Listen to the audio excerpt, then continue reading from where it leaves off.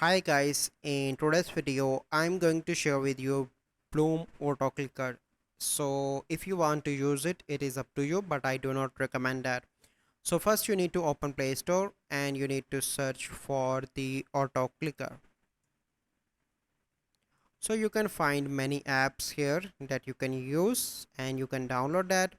Once you download that, you simply need to launch your Blum, and once you launch your Blum you simply need to select the auto clicker and use that onto your Blum.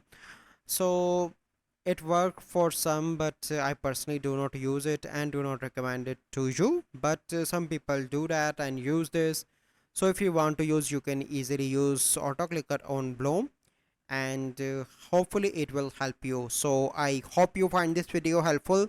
If you find this video helpful, must like this video, subscribe to our YouTube channel for future videos. We'll see you in the next video. Thank you, have a good day.